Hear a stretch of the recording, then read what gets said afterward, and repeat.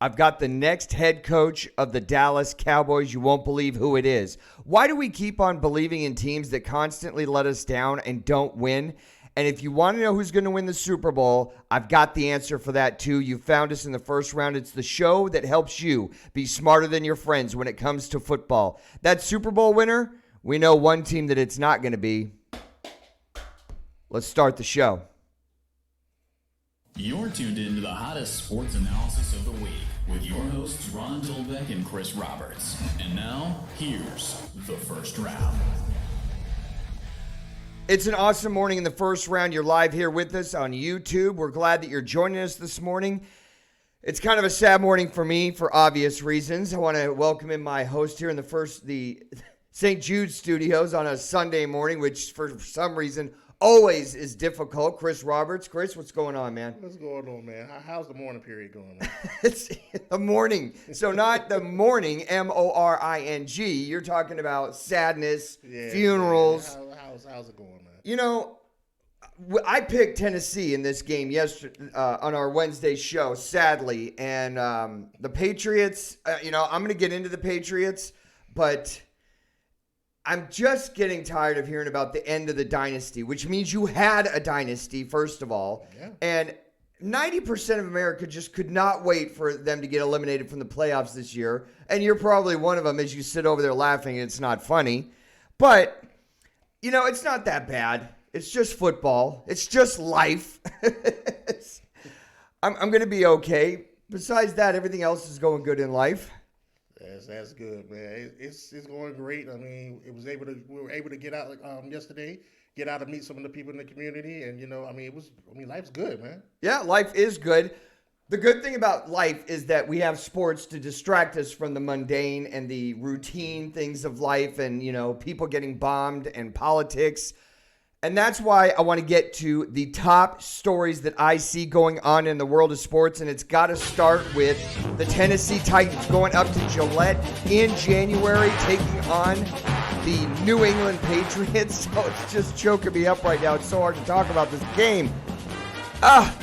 It's been since 2009 since they played a wild card game at Gillette. And this is the reason why so many things are going wrong with the offense. I had to throw the helmet down this morning. Tennessee gets it done. 20-13 over New England. The whole story of this game was Derrick Henry goes for 186 yards. I mean, when you have a one-dimensional offense and you have the number one defense and you can't stop a guy for going for almost 200 yards, you don't deserve to win at home. I want to get to the best game that I saw yesterday out of all the sports.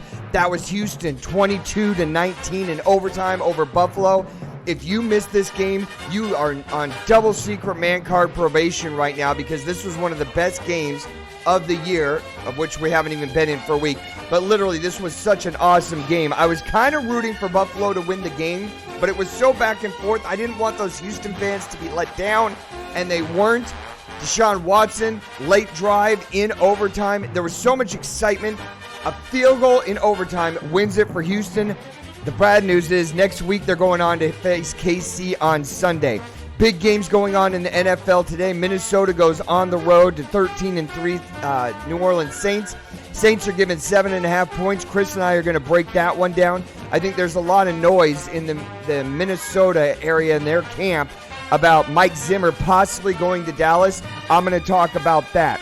Seattle goes on the road to Philly. Philly's getting 1.5 points. The reason I love this game and I love Seattle in this game is because of their head coach, Pete Carroll, and because of their starting quarterback, Russell Wilson. I think they're two evenly matched teams. I would say that they were C to C plus teams.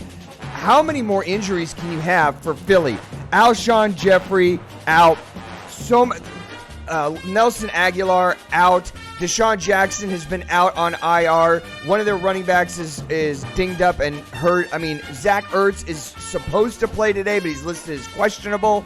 I think all those things are going to be one of the big determining factors in who comes out ahead. Chris and I have our picks on that. In college football news, Jerry Jeudy and Jadarick Willis from the Alabama Crimson Tide have both declared for the draft. they'll be coming out early. I think Jerry Jeudy's got to be the number one wide receiver coming out in the draft this year. How about in college hoops? Georgia, or in college football, Georgia lands 5-star defensive back Keely Ringo from Arizona. They just keep moving up with Kirby Smart in landing recruits this year. They've done a 5-star job themselves. Men's hoops. Georgia gets it done against number 9 Memphis. They go on the road. They get a big win, 65-62. I'm actually impressed with where Georgia's program is going with basketball. Gonzaga rolls over Pepperdine, 75-70. Miami goes down to Duke. Duke's starting to look like the Duke that we see every single year, 95-62. I really want to get into the Florida Gators this year. You want to talk about a disappointing program. They squeak out a double overtime win, 104-98 over Alabama. I mean, Alabama only made about 175 three-point shots last night. How do you not stop that? Also, a good story out of the West Coast, a team that most of my listeners won't know about. The number 13 ranked and undefeated San Diego State Aztecs, 15-0. They get a big win yesterday against Utah State, 77-68. I want to talk about them. I think that their schedule hurts them a little bit because the only big team that they're going to play all year long, I think, is Iowa. They got to win against them. And then it's a bunch of directional schools and blind kids that they're going to play. That might hurt them getting into the tournament. Also, I wanted to talk about the Super Bowl this year. 2 teams that we know aren't going to be in there, but there's still several teams left. Chris and I will get to that. Having said that, Chris, I'm almost out of breath.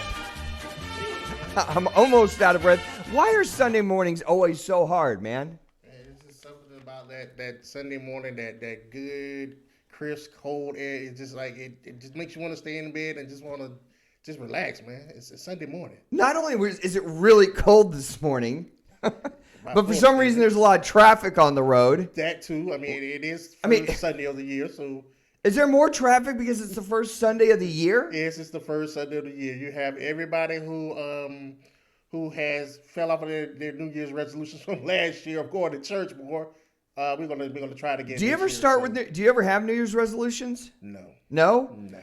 You know, I have New Year's resolutions, but I usually start them in like November because I'll be thinking about them. Right. And then I'm like, well, if I want to do something more positive in my life, why am I going to wait till January 1st and some ceremonial date to start doing, a resolution? Right. I mean, most people, they're not consistent with it anyway. I mean, it says it takes 21 days to build up a habit, but 9 times out of 10, most people are through with out of their New Year's resolution probably within the first week or so. My New Year's resolution this year, one of them, is not to go to the gym in January because that's when everybody goes. Exactly. And then by about the second week of February, no one's there again. Exactly. And that's the time to start hitting the gym. We're glad you're joining us here in the St. Jude studios. The first round, I want to say good morning and a thank you to all of our new subscribers. Peter Leone, Joe Washington, Gian from South Florida, Allie and Rashad from the University of Florida, and Hayden and Jeremy from the UF football team. Met all of them yesterday, and we're glad that they're a part of the first round family now. Houston and Buffalo. Please tell me you saw this game yesterday. Yes, I saw that game, and I was in awe. Because you're talking about 2 B- teams that absolutely both needed a win. Yes. I mean, Bill O'Brien, I think, for being in the playoffs is under a little bit of heat. And the Buffalo Bills haven't won a playoff game in 25 years. The last time Buffalo won, Jim Kelly was their quarterback. I saw that. So both these teams needed this win yesterday. And I was actually slightly rooting for Buffalo to win. But this was absolutely incredible game, wasn't it? It really was. And I actually thought Buffalo was going to win, especially when you're talking about in the fourth quarter, they were driving down the field. Houston's driving down the field, and they go for the 4th down, and they don't get it. So I'm like, okay, Buffalo, this is your chance to steal it. Yep. And they don't do it, man. Buffalo goes up early in this game. It was really the tale of 2 halves. The first half, Buffalo just dominated. They take a 16-0 lead, and they looked like they have it in cruise control. The problem is in the second quarter, they're getting into Houston territory, and they're only able to convert field goals, not touchdowns. That was probably what killed them. The second quarter, Houston's defense just started showing up. They're able to start moving the ball. Josh Allen starts throwing picks and making incredibly crazy decision-making. I mean, it's like so galactically challenging, some of the stuff he did. I know you saw in the fourth quarter the run that he had with less than a minute left to go, and then he flicked it back to who the hell knows who. Right. It just flicked the ball back when he's about to get tackled. He had 44 seconds left on the clock. But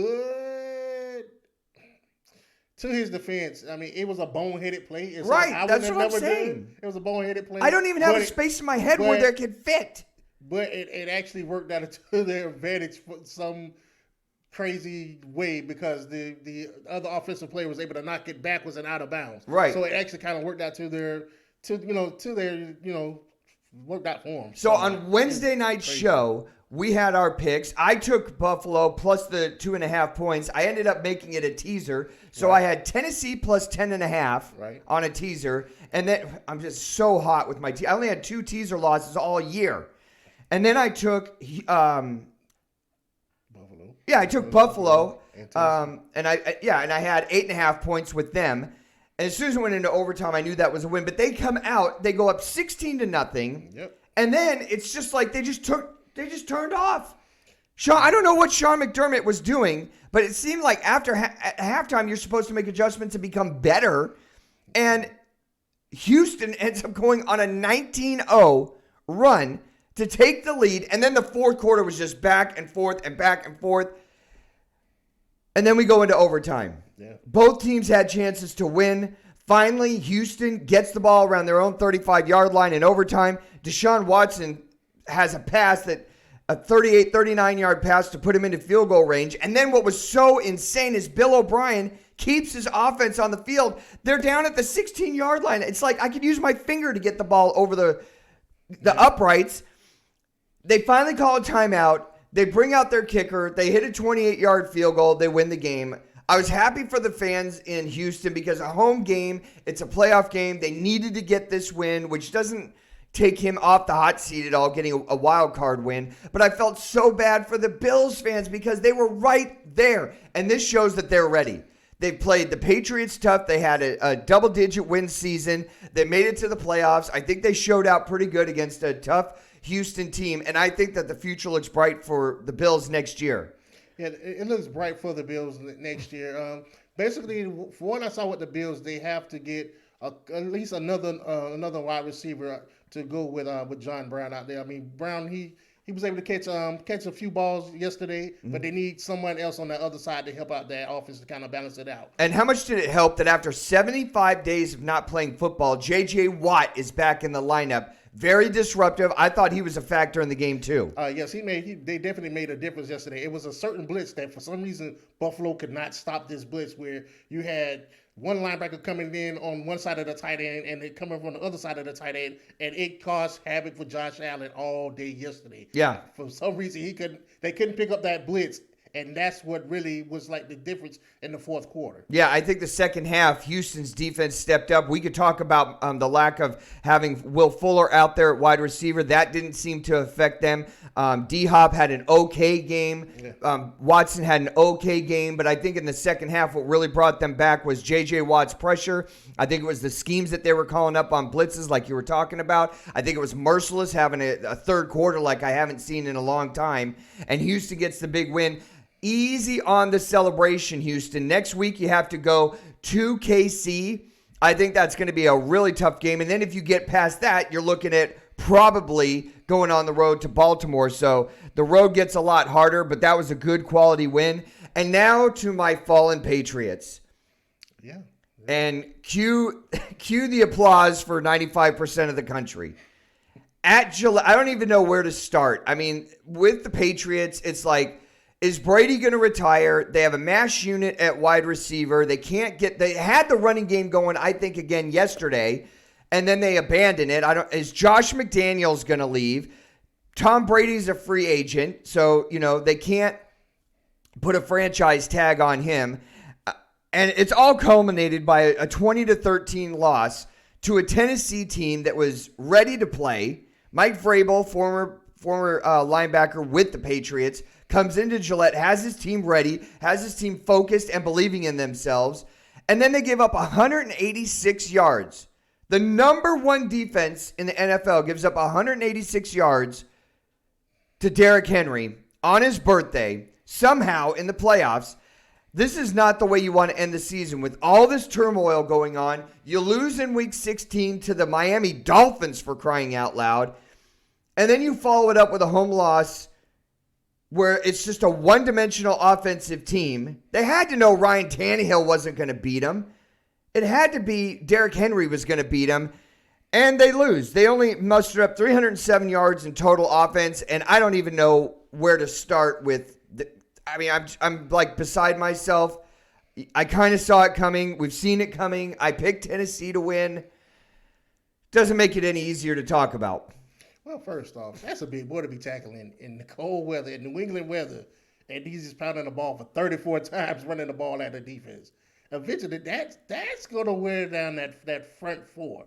You can only do that so many times. You have this guy that's like 230 pound guy, running at you 34 times. But how do you not have 8 or even 9 guys in the box, knowing? I mean, look, Tennessee only had 272 yards in total offense. It's not like it was one guy. Yeah, I mean, but that one guy accounted for over 200 yards of their offense. So the question that, Tony Romo only brought up about 5 million times yesterday on the broadcast is, are we seeing the end of the dynasty? Are we seeing the end? So what's your opinion on that, Chris? I think we're unless New England has a way to get Brady some help on the outside next year, we're possibly are seeing the end of what we know as the Belichick-Brady era. I mean, you look at the game yesterday. Yes, Brady threw for over 200 yards. He didn't have any touchdowns though. Right. And the offense looked anemic, man. It looked anemic, and even you go look at Julian Edelman in the fourth quarter. There was that one play where he actually had the first down. Yeah, dropped it right on a 3rd and 6. Exactly. And they needed that. Exactly. Yeah. So it gets to a point where now if I'm Brady, I'm like, I need help. This is the one time where that Brady actually got the ball for the last time, and I'm like, okay, he's not gonna. I don't believe he can do it. That last drive, I'm used to Brady taking the last drive. It doesn't matter how many times. Yeah, you're down by 6. You're on the road, right? And there's only 42 seconds left, and you give Brady the ball on his own 20-yard line, and you're just thinking how's the defense going to stop New England? Right. And yesterday they got the ball, and I'm thinking, I don't see this happening. There's just not enough ammunition in the gun. I don't see it happening either. And it's just like yesterday when I was looking at Mike Vrabel yesterday. He was actually seemed like he was like out taking Bill Belichick, especially when it came down to like what was that in the fourth quarter? It was like 4. Oh, they milked a minute and 46 seconds off the clock. Just milked it off the clock, like taking penalties. I'm like, I've never seen a coach do it. It was something smart, but I'm just like, he played the rules to his advantage. Right, and I have never seen so much stuff up in the air with the New England team as you see right now. Josh McDaniel, like every other year, is being named for several starting head coaching positions around the NFL. Tom Brady, they can't franchise tag him. He's a free agent. Is he going to retire? Is he going to go somewhere else? I actually saw people saying he could go to San Diego or to the Indianapolis Colts. I can't see him leaving, but I mean, yesterday he was asked if he was going to retire. He said that's, quote, pretty unlikely that he's going to retire. I don't see him retiring, but like you said, they've got to get – there's so much stuff up there. I mean, if Josh McDaniels doesn't come back, now he's going to have a new offensive coordinator with who at wide receiver. Yeah, I mean, they're going to make their offensive line has gotten better because – Isaiah Wynn is back on the left side of that line, and I believe and this is the other thing when it comes to the wide receivers, is Edelman might be at that point where they let go of Edelman, but who are you going to bring in? And Mohamed Sanu's got how much gas left in the tank? He's not a burner. He's just a reliable C-level, C-plus kind of wide receiver. So, well, see, the beauty about this is now. This is when Belichick has to use his Belichick magic for the draft, because there are countless receivers that are coming out, good receivers that are in the draft this year. So if I'm Belichick, I'm going down whatever board I have. and I'm finding the best receivers. And And we're going one more year with Brady. And one more year. Because at the beginning of the year, what were we hearing coming out of the Patriots camp? Jared Stidham is ready. Right. Jared Stidham's awesome. And then we're giving Brady one more year, and then we're still grooming Jared Stidham, or are we going out and trying to move up the board to get the next guy to replace Tom Brady? Well, I'm looking at who in the draft that is. I mean, because even if you say Justin Herbert. Well, Herbert he's. You can move up the draft to get Justin Herbert. He'll be around long enough. Burrow won't be around. No, Burrow. And there's no way they're going from 26 to 27 up to 1 or 2. Right, you're giving up too much to get there. Yeah, you're giving up too much to get there. Right. So who else is going to be there? Ooh, let's see who else is. Jake Fromm, if he comes out, I'm not interested in that. Well, no, No. But Fromm is an interesting case. No, well, I'm not even discussing Fromm at this point. Fromm is an interesting case. Not for New England. No, he's an interesting case, but he's a second round guy. He's not a first round guy. So I mean, if you're looking at quarterbacks, I mean, who was the better quarterback in college? Was it Fromm or was it Stidham? Fromm or Stidham? Stidham. Oh, well, Jared Stidham. Who was the better quarterback? To me, it was Fromm, hands down. No, I think hands down. No, I don't think it's hands down. Hands but down. I'm talking about. I'm not willing. Fromm is not an option in New England. He's not an option. No, that is not an option. You don't spend a first round draft pick on Jake Fromm. He's an effective guy, but he's not an explosive guy. That's what I said. He's a game manager, and he's a good guy as far as an ambassador and off the field, and he doesn't get in trouble and all that stuff, and he's a good locker room guy. But he's not the guy that's going to lead my team to a Super Bowl. I'm looking at Justin Herbert, Joe Burrow, guys like Justin Fields who aren't coming out in this draft. I'm looking at game breakers, guys that are, generational type guys, top guys at their position in this next draft. It's either for me, Justin Herbert, or we go in another direction and try and shore up the offensive line. I mean, I don't even know at this point. But Ron, you have to go back and think. Where did Brady fit in at? Brady's 6'5". But where did Brady fit in at? Nobody thought Brady would be Tom Brady we know right now. Right, that's a freak pick in the 6th round. So I mean, Jake Fromm's not going to be a freak pick. We have a lot of data on him. We can't say that, but we can't say that now because we don't know who is going to turn out to be what in the NFL. You're right, but are you really looking at me and saying Jake Fromm is a first round draft pick? You're going to spend a first round pick? You could get him in the 2nd round for a song. In the 2nd round, I mean, yeah, he's a 2nd round, 3rd round guy. Second round guy. I don't know. We'll see. A lot of people. If it's between Justin Herbert and Jake Fromm, who are you taking? Who are you taking? I'm taking Justin Herbert. I mean, just because it's not even a hard decision. Because of his mobility, his mobility, and his arm. and his decision making. He's a better overall quarterback. No, I can't have this discussion. It's too early. I'm taking for the mobility. I didn't get a lot of sleep last night. I haven't had my coffee. The Patriots lost, and now you're going to try to build an argument that Jake Fromm is a better quarterback than Justin Herbert. Moving on in the NFL. Did get his team to the playoffs. So, hey. Minnesota goes on the road to the Saints. Saints are given 7.5. I think that's too many points. A lot of talk around the NFL about Mike Zimmer, head coach of the Minnesota Vikings, possibly going to the Dallas Cowboys. I said I had the next coach for the Dallas Cowboys, and I'm going to get to that in a second. I don't think this is going to distract Minnesota. Dalvin Cook comes in at 100%. I think that's going to be the key to the game for Minnesota, is getting their running game established to open up the pass game. My key to this game is actually going to be the wide receivers for the Saints actually taking advantage of that questionable secondary for the Minnesota Vikings. You have Xavier Rhodes, who was once the best lockdown corner in the league. Now he's probably one of the most picked on corners in the league. You have Mackenzie Alexander out as well, who's on the other side. He's out with knee problems. So if I'm New Orleans Saints, I'm looking to take advantage of that secondary.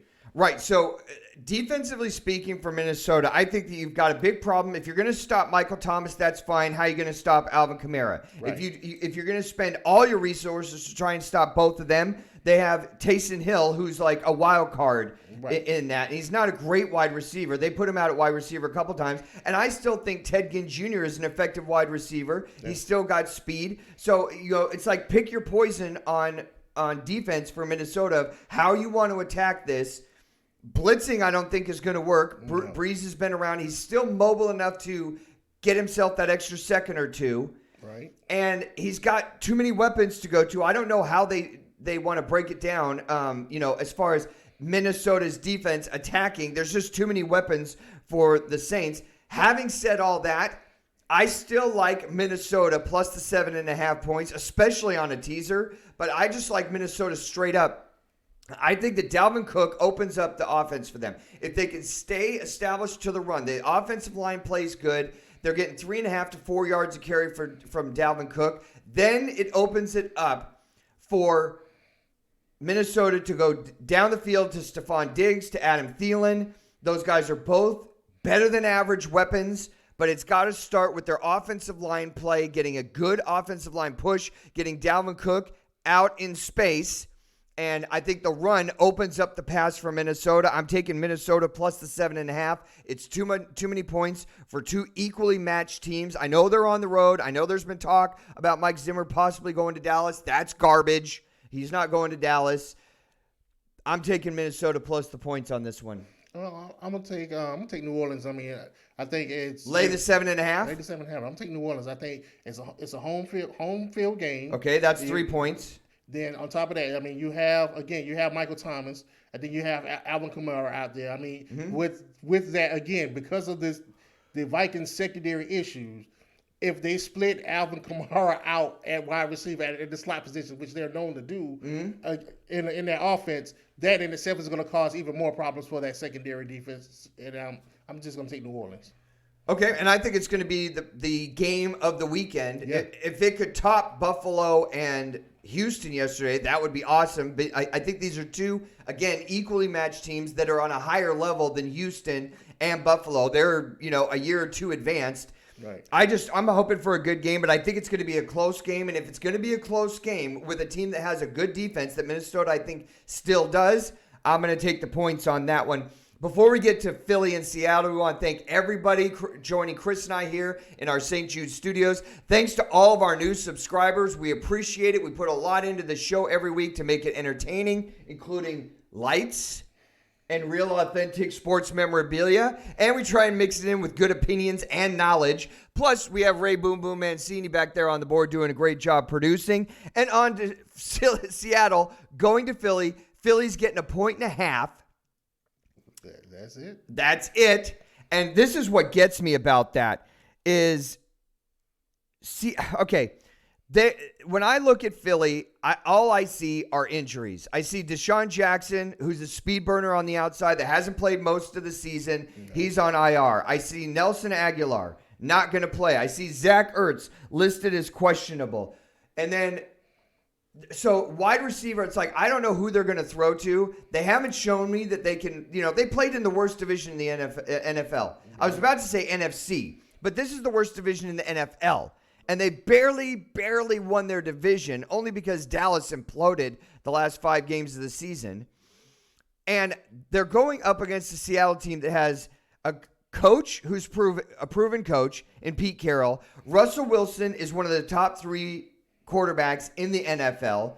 You could tell me they don't have a running back. It's going to be Marshawn Lynch and Travis Homer, which I don't have a whole lot of faith in either of them. But Tyler Lockett is still there, good wide receiver. Yeah. DK Metcalf is still there, unless he's turning it over, which you're in the playoffs. You got to show out now. Right. This is why you make the big money. This is why you were drafted high in the draft the year that they were in Tennessee. And I think that Seattle, with the coaching experience, with the Russell Wilson factor, with the good wide receivers, it's not the Legion of Boom anymore, but it's the Legion of Very Good. Mm-hmm. I think it's just enough to get it done at Philly. I don't think it's a huge home field advantage. I'm taking Seattle and laying the 1.5.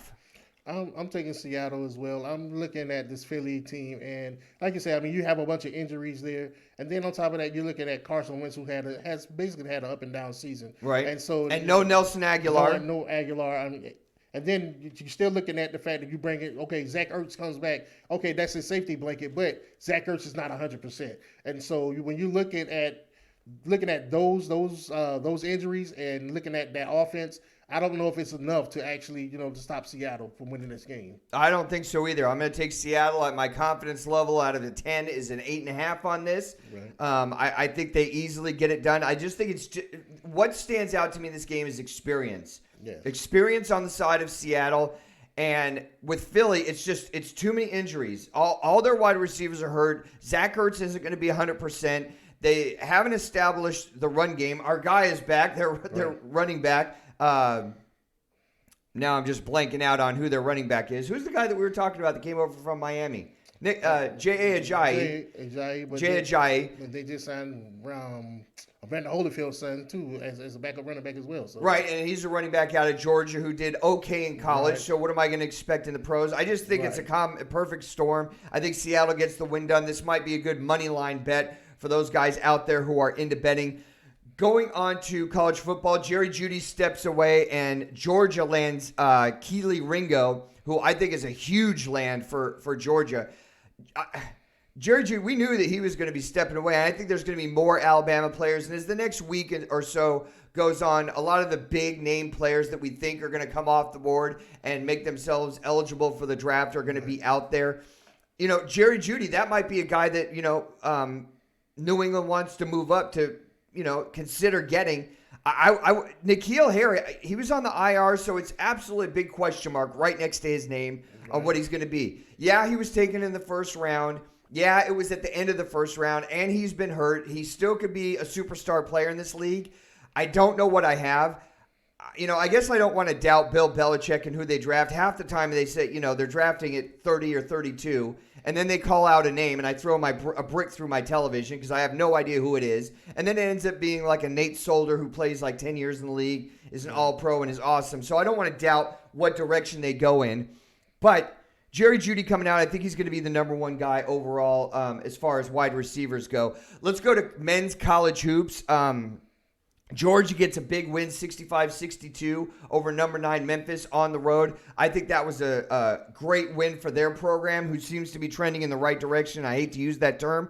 I really want to talk about the University of Florida basketball team. 8-4 coming into a home game yesterday against Alabama, who is not ranked. And at the beginning of the season, how much talk was there about the great transfer move that they picked up as far as the men's basketball team at University of Florida. And all the hype before the season. And they get the win yesterday. They get the win, 104-98. But in the first half, I'm going to tell you what I saw. I saw a focused team in Alabama that looked like they knew how to play together. I saw them dropping bombs from the three-point line the whole first half that Mike White was not able to adjust to, stop, put a curb in, double team anybody. They looked like they were confused. They looked like a team without purpose in the first half. I did not see a top 25 team. In the second half, they rally and make halftime adjustments and come back. Fight to overcome a 21-point deficit at home. But my question is, why are you going down 21 at home to an unranked Alabama team anyway? Well, I looked at that game yesterday, and I was looking at the University of Florida coach, like, okay, what are you going to do to switch up your defense? I mean, that's their whole thing was Alabama lived by the 3, and of course they died by the 3 last night. But I was looking at that game last night. I'm like, okay, what are you going to do? Are you going to change up? Go to a different zone?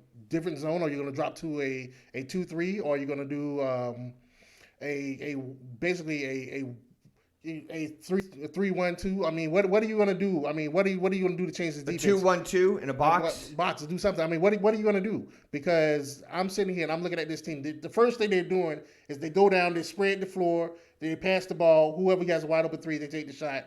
And then for some reason, Florida could not rebound the ball last night. And, I mean, you have these guys shooting the ball. They're getting long rebounds. And I mean, they just pushed the fast break to shoot threes last night. So I'm sitting here looking at the coach of Florida like, what are you going to do to stop this? Why is it that your guys can't grab rebounds? You know, they're shooting threes. The rebounds are going to go long. That's easy points for you. You get the long rebound. You outlet it. Easy fast break points. Florida, there's no way that Florida should have been down 20 points last night. No, not at home. And I don't want to say that I feel bad for head coach Mike White from University of Florida, because you have to come in after Billy has set the bar so high. You know, the years that Billy Donovan was here, it was like recruiting on point, getting deep into the tournament every single year, if not winning it back-to-back years. And when he goes, there's this huge vacuum. There's this huge space that Mike White has to fill.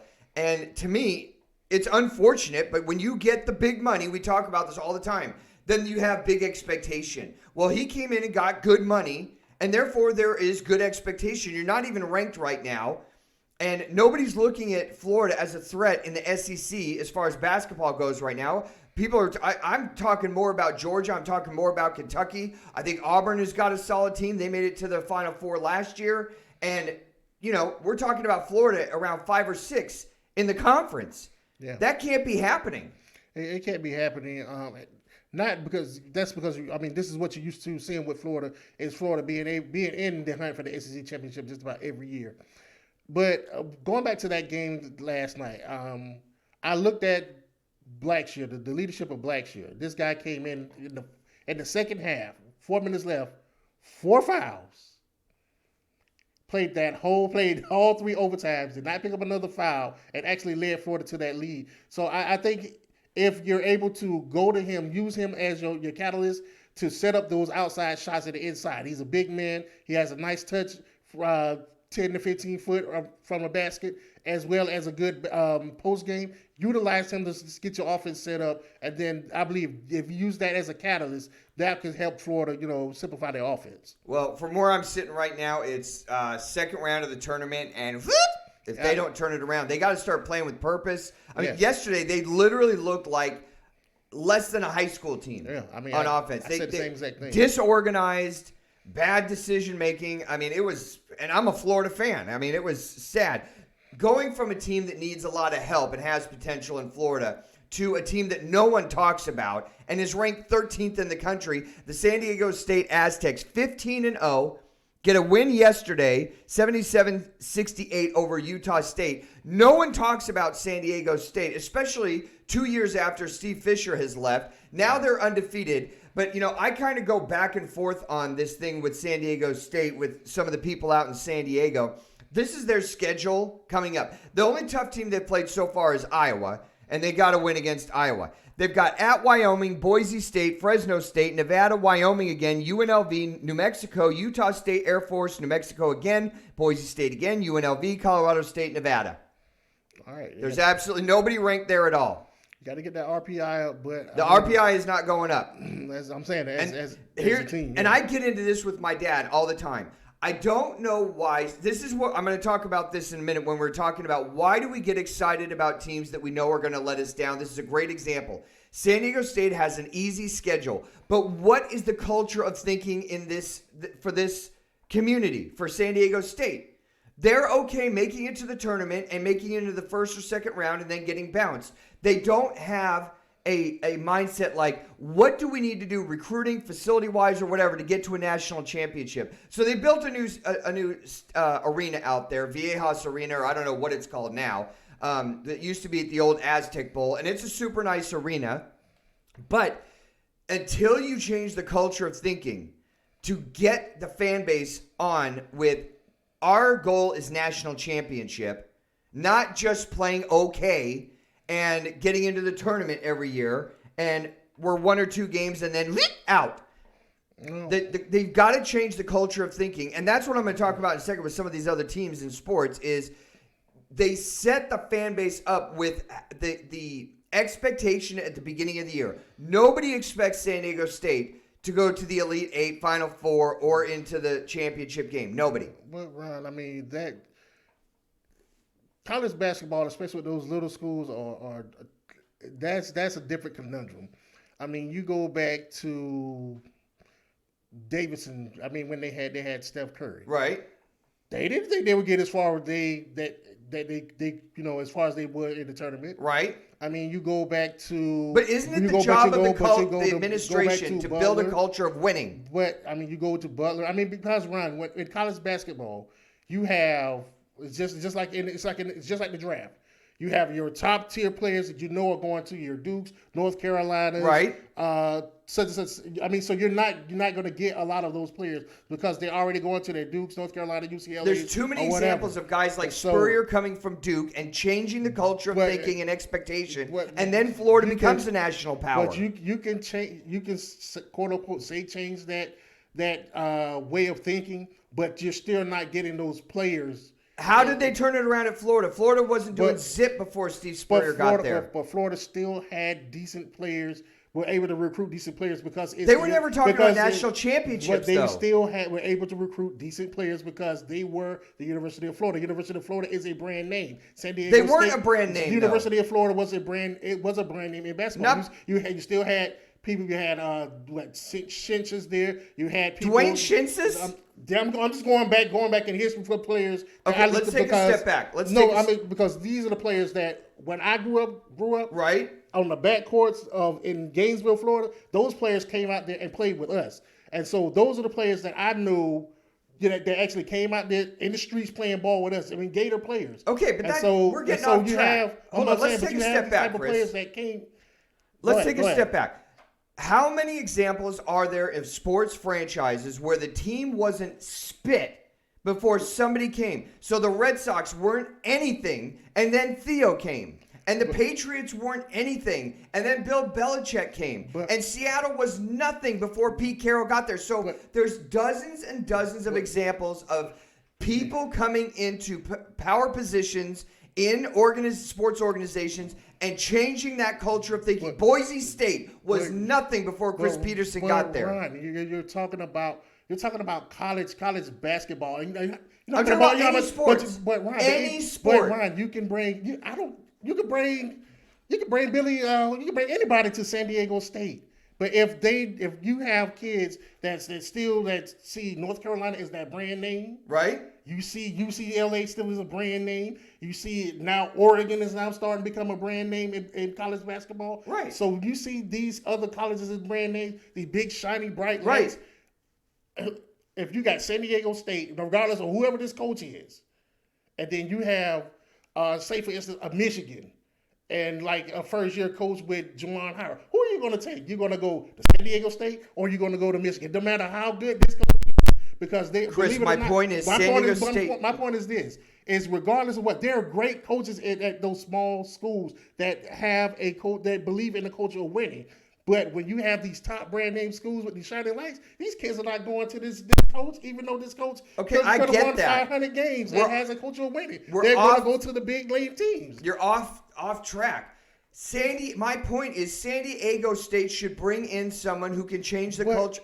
Let me get my thought out. They got to bring in somebody who can contend on a national level, that can recruit on a national level. Don't be content when you're making millions of dollars and people are paying good, hard-earned money to go see whatever team it is.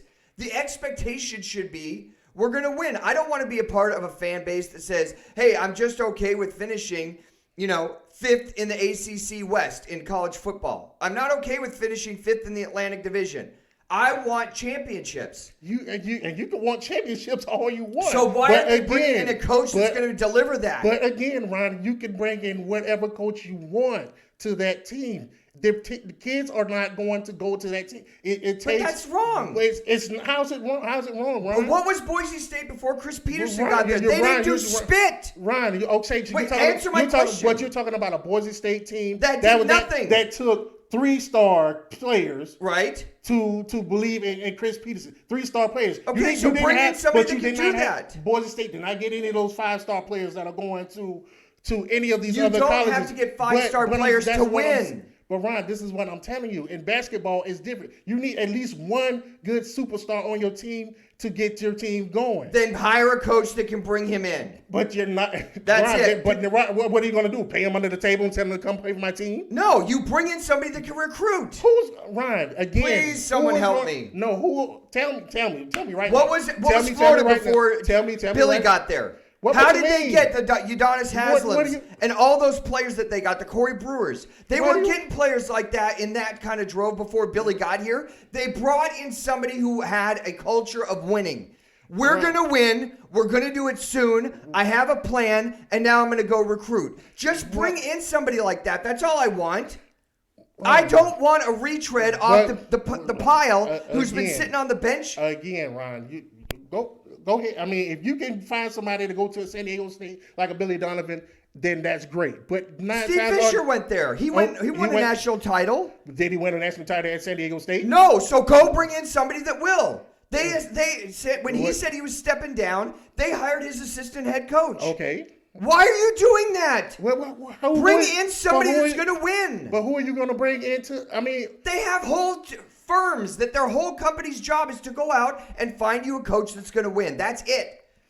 I'm not satisfied with mediocre. If I'm a San Diego State fan, if you want to sit there and look at 15-0 and get excited about that because you're playing St. Mary's School of the Blind and an easy schedule, that's fine. That's not the world I live in. But Ron, that's their conference. Their conference. They're playing their conference games. There's nothing that can be said about that. They have to play those conference games. If people in San Diego State are happy going to Viejas Casino and getting 15-0 and not playing anybody, knowing that there's no hope for a national championship, if you want to live in that world where there's no hope for a national championship, fine.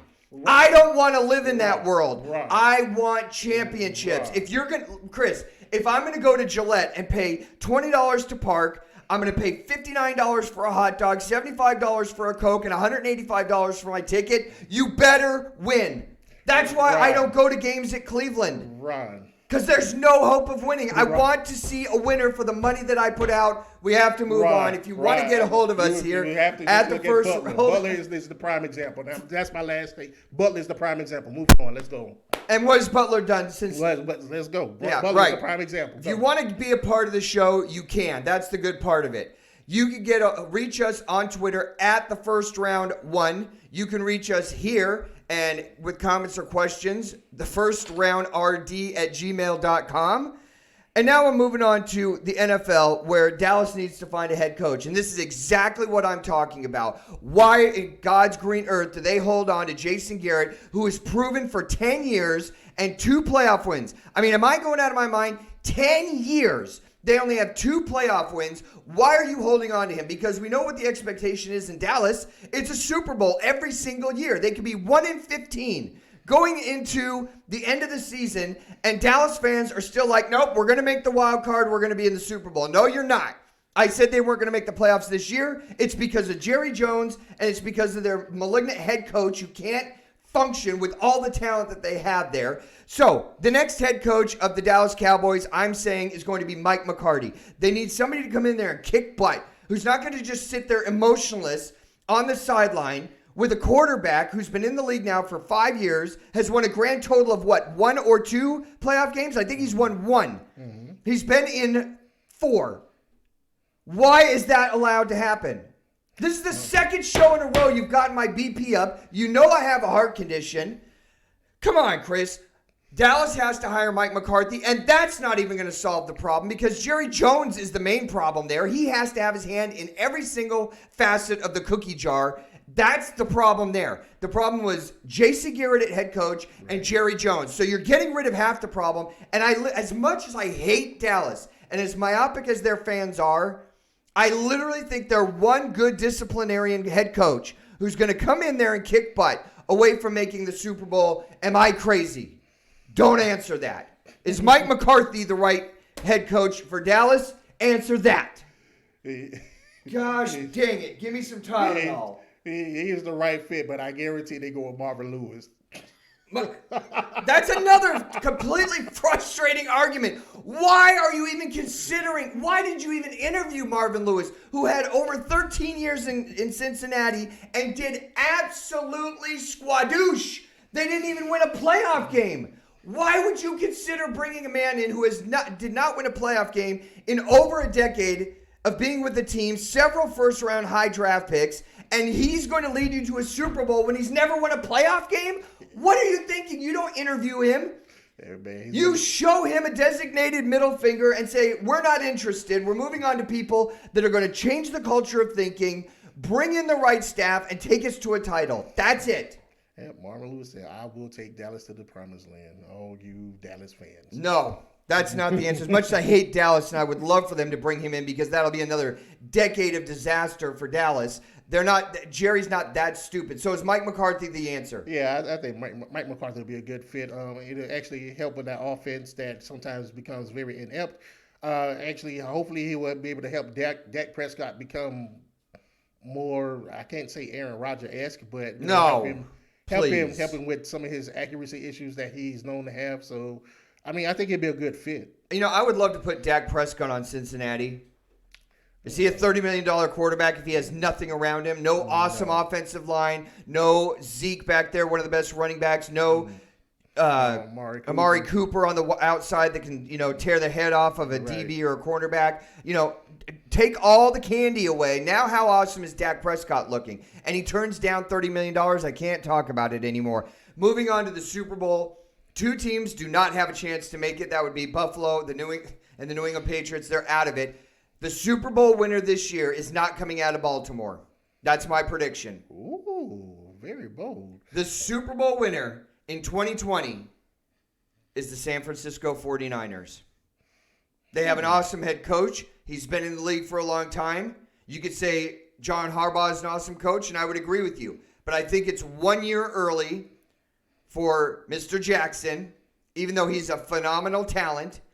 I think that San Francisco's defense is built to win. I think they're better than Baltimore's defense, and I think in a Super Bowl game, it's really hard. Didn't they play already once this season?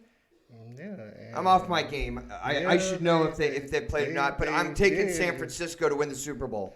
I actually take Baltimore. What Lamar Jackson has shown me. Is there any fruit any lower that you could pick? I mean, that's like no. I mean, looking at what Lamar Jackson has shown me this year, Lamar Jackson actually showed me that he kind of went back to the Lamar Jackson the year he won the Heisman Trophy at Louisville. He actually played within the pocket when he needed to. Yes, I mean, he's got to do that. He actually went through his progressions and actually was pretty accurate on those passes. He has a very strong arm. The mobility is there, and then on top of that, you have Mark Ingram there to help take away some of that questionable health with Mark Ingram. I don't know what I'm getting in the playoffs with him. But I mean, if he's 100%, they're awesome. It still is. I mean, the fact that he has to go to wide receivers and tight ends that he can go to. I like Lamar Jackson. Yeah, and I like them too, and I think Baltimore's a great pick. I just think they're too easy of a pick, and I think just by a razor's edge, I'm going with San Francisco. Maybe I'm crazy. I don't know. What else is going on in the world of sports, Chris? Well, we have implosions in Cleveland. We have Kevin Love deciding he wants to blow up at the GM. But you know what? Cleveland, you want to talk about going from the penthouse 2 years ago down to the gutter and the rats where you were before LeBron came back? Yeah. That's a great example of it right there. Yeah, so, I mean, you have Kevin Love imploding with the GM. It's simply because Cleveland is actually now going through a rebuilding period, going behind with their two guards, and, have Kevin Love. You have a guard sitting there dribbling. Kevin Love asks for the ball, and he just throws a hard pass at one of his players and like, look, I'm through with this. And so, he was fined $1,000 last week for his outburst on the bench. And then there was an incident last year where he had an outburst with the GM, and the GM was like, I'm going to fine you. Kevin Love was like, so what? I have a bunch of money. Yeah. So, I mean, the writing's been on the wall with Kevin Love for a while. The last 2 years, there's been all kinds of trade rumors. I think his best years are in the rearview mirror. He's possibly a Hall of Fame contender. I don't know. It's one of those border things. And then my rule kicks in. If you have to think about it, then it's a no. We want to thank all of you who have joined the first round in the last week. Thank you for subscribing. Help build the first round to epic proportions by telling your friends about what a great show we're doing. And it's time to thank our support staff. That's what that music tells me every single week. The man on the board, Ray Boo Boo Mancini. The man to my left, who's challenged when it comes to opinions today, is Chris Roberts. Thank you for joining us here in our St. Jude studios. We will be right back here Wednesday with an awesome show talking about everything going on in pro football, college hoops. Until then, take care, everybody.